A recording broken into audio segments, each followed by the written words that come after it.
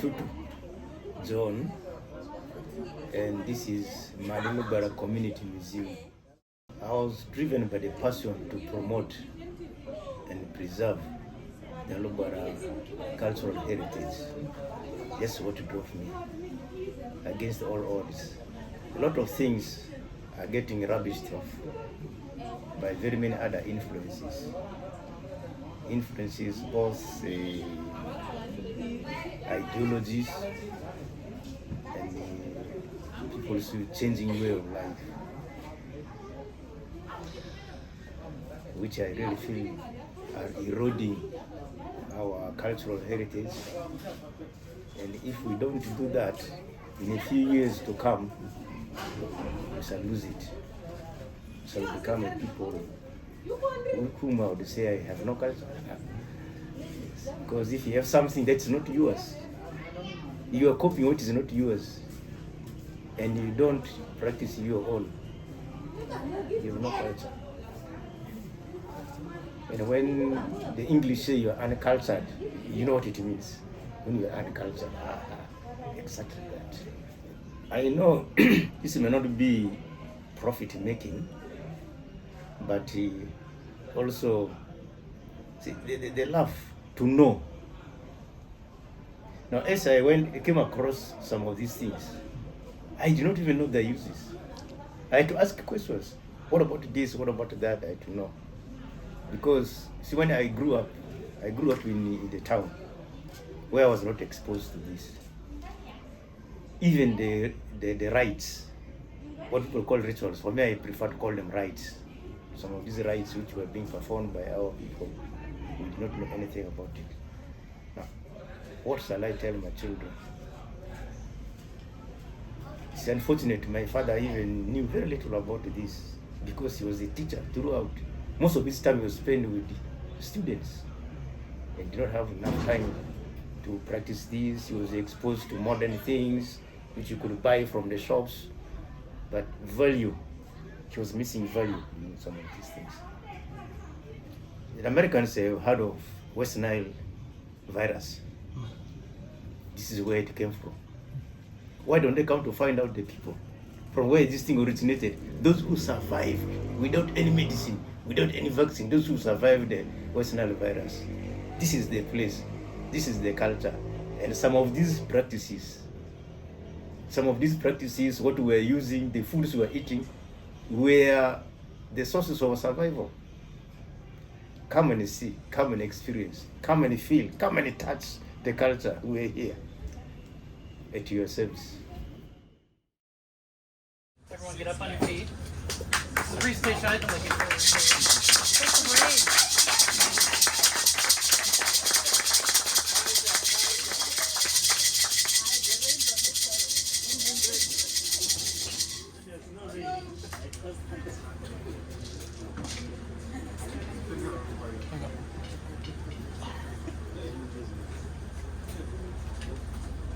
How many of you have heard of the word Otokopahio? Otokopahio. Otokopahio. In Lugbara. This silence is one of the reasons why we exist. My name is Tutu John from Madi-Lugbara Community Museum. Our logo is a granary which is open. A granary is a store, and we have kept it open because there's a lot of information we have. We would like you to access that information and get knowledge about Madi-Lugbara Community Museum and our cultural heritage. Yeah. Very little is known about the Lugbara cultural heritage, and the majority of the young people who are Lugbara even know very little about their own cultures. And again, artifacts and cultural resources of the Lugbara cultural values are very rare to find. So, if you have to know about the Lugbara culture, one of the best methods would be attending fireplace sessions for most of part of your life. Because in an African setting, the homestead is the school and the fireplace is the classroom. But how many years do you have to take to know about the Lugbara? How many times must you travel to go looking for artifacts that are related to our cultural heritage? For that, we are now saying our museum helps our customers to know about Lugbara cultural heritage by collecting artifacts, researching on them, and exhibiting them for view under one roof. You don't need to go to the fireplace. You don't need to traverse this Lugbara land in order to get these artifacts. We have them under one roof, and that is Madi-Lugbara Community Museum. So what do? We research into these Lugbara practices and values. They're practices which we've never had. Like when I talk over here, there's one of the months, calendar months in the Lugbara. There's one of the calendar months, that is February. February is Otokopa here. Now, we collect these artifacts of heritage value and exhibit them for viewing in sections of, we have weapons, we have religious artifacts, we have those connected with industry, we have the social tools, domestic wear, traditional foods, and pottery. Where we come to religion, that's where the ready making process is. Now, this is how some of our artifacts are, how they look like, religious. We have traditional foods which were there before the white man came in. We have industry, which up to date is functional. We have pottery, clay products. We have social implements, like the harp, we have the luku, then we also have the tisopi for dancing. Domestic wear, the copies, we know him. It was. They're all here. It's for you, for viewing. Now, what solution? We therefore, to remove the pain you have in order to access this knowledge about the Lugbara cultural heritage, we give opportunities for interns, particularly students from universities who are doing archaeology and social sciences. They come for internship in our museum. We coordinate heritage education programs in secondary schools because we know if culture must survive, the young people of school-going age who now begin asking the why, how, and whens in their lives must get to understand what culture is all about and how it can impact on their education. We have tour guiding services. We have our staff who are trained in tour guiding, such that if there is a customer, a client, a tourist who wants to visit a cultural site, then these tour guides will take them to the place. Very many hotels here don't serve our traditional food. When you come to a place and you don't eat the food the people in the area eat, you have not arrived there yet. So we do that monthly.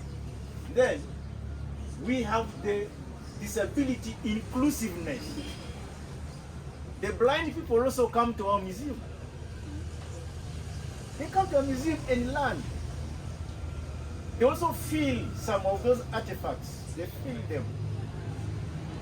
So we offer those services for them. Again, even for the deaf, we have a specialist for the deaf who can come and explain to the deaf when they come into the museum. Market opportunities. the total available market, we expect to get customers from every continent. The majority of our customers will be domestic. We have received tourists from every continent already. So they will continue coming, and the domestic ones also will continue coming. The serviceable available market, we have the domestic tourists, people from Arua and outside the West Nile. Those from outside West Nile who come as visitors here, we also expect them to be our customers.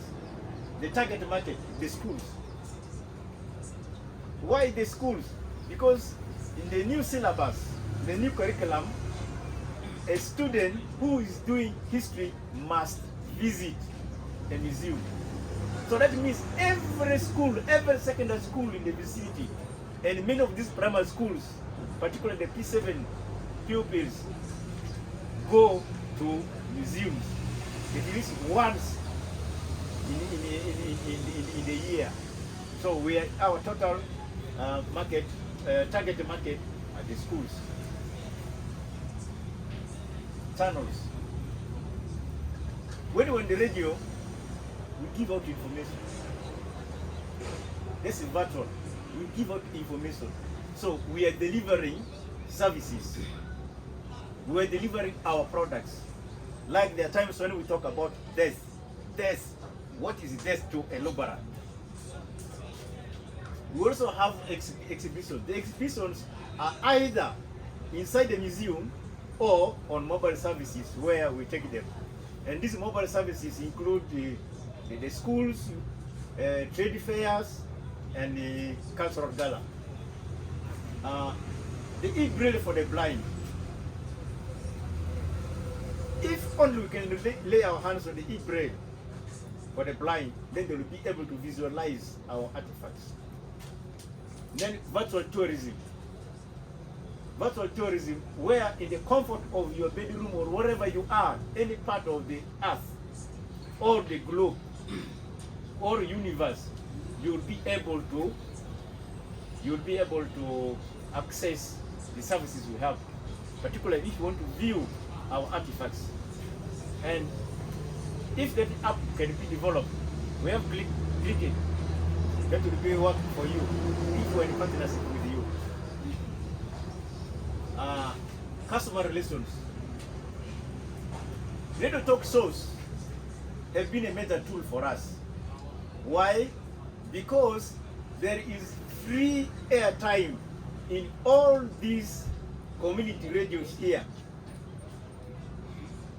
for culture. So anytime we just book the radio station you want, say I would like to take this one here.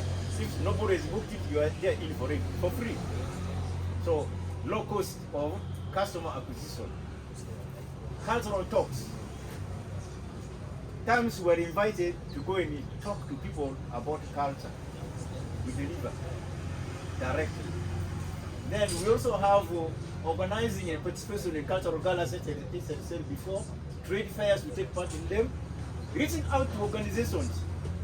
There are organizations like units here. There was a time they called us to go and talk about coexistence of different cultures between the refugees and the host communities. Referrals from tour companies. Yes, people are referred to our museum by hotels and tour companies that bring tourists to West Nile. So our customer acquisition cost is kept low because of the free services opportunities that we get when we are reaching out with our products. The LTV, we maintain it by frequent introduction of new products. If someone came here today, give it 1 week, the time he comes back, there will be another product in. And going into a museum, you go easily, but when you begin going through the items one by one, it takes time.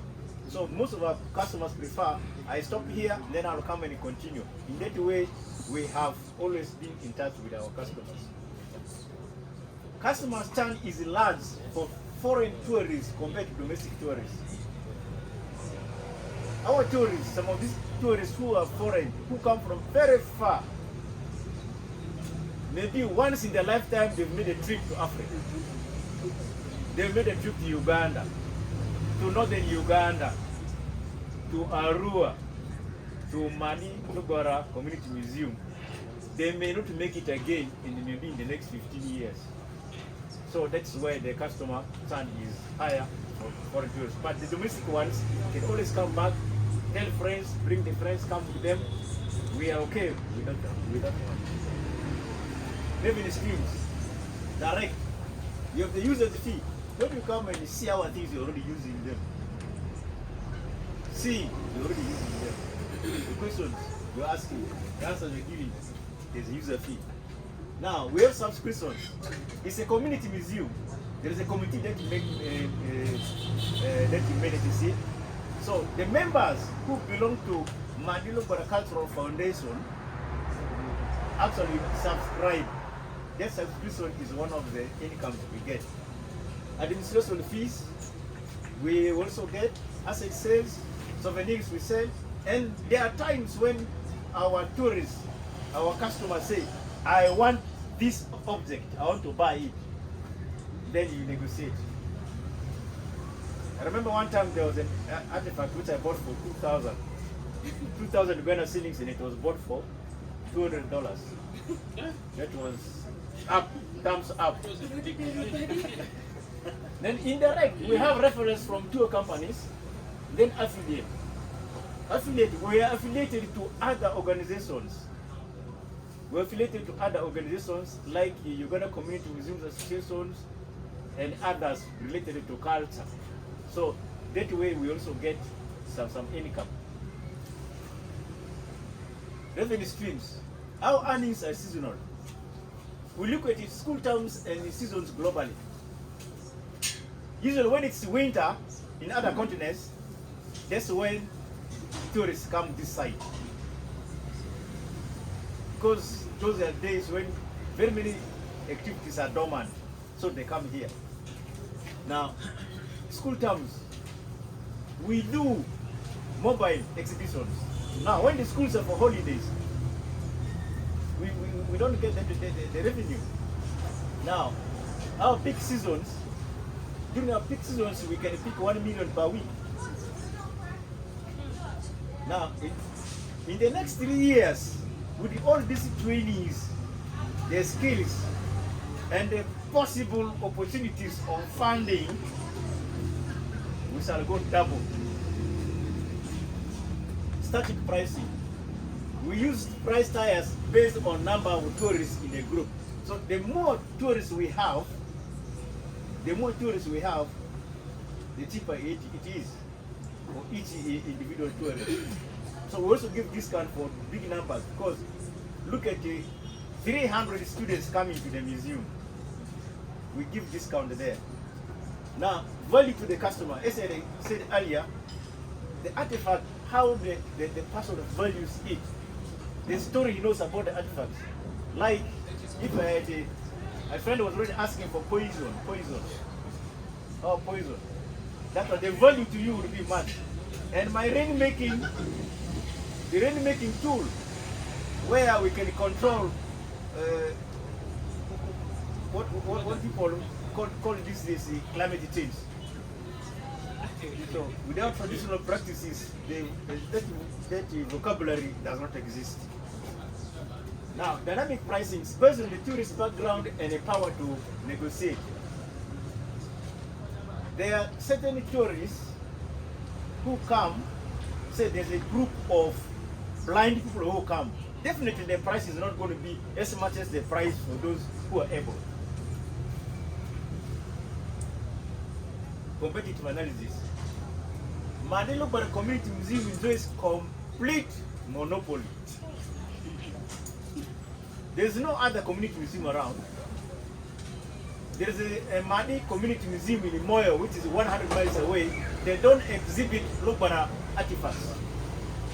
We have another one, 120 kilometers in Panyemur, they don't exhibit Lugbara artifacts.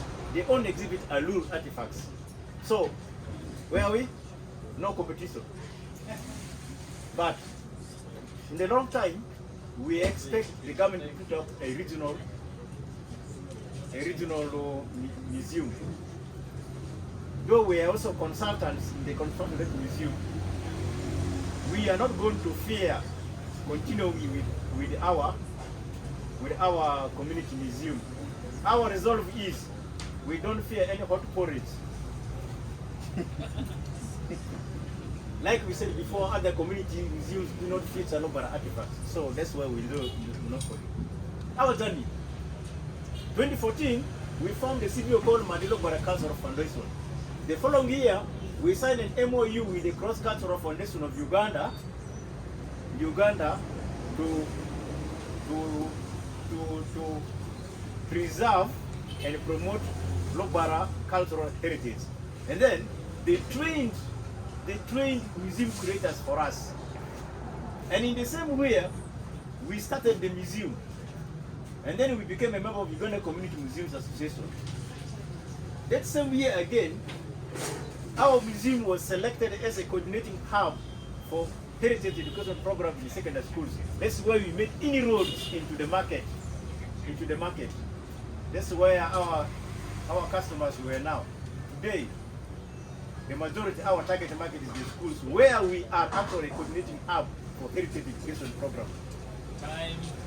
We gotta, Future plans. we gotta stop. You're at like 18 minutes. You see how much? Yes. There was a period of no light, so there was no communication. I don't know how long it was, subtract, and then we continue. We paused it. Future plans. We're going to move to larger premises with a large compound. We're going to acquire land and construct a traditional Lugbara homestead. And then we want to procure more artifacts. We're going to train more disability inclusive curators. We're going to introduce e-braille for the blind. We procure means of transport, procure better equipment for mobile and museum exhibitions, and migrate into virtual tourism. Because if we can only get whatever it is, this amount of money, the US dollars, we would have some better means of transport, equipment for the mobile museum program, and then the e-braille for the blind. See the stuff? The manager and curator, diploma in education, and retired secondary school teacher. The women representative, Ms. Christine Afema, did BA Fine Art and diploma in education, and retired secondary school teacher. We have an advisor, Mr. Gonda Benson Bernard, is certified accountant, a retired civil servant, and is a clan spokesperson for Arua clan. So these are the pillars of Madi-Lugbara Community Museum. You want to get us? Remember, what an elder sees while seated, a young man cannot see even if he climbs a tree. Thank you very much.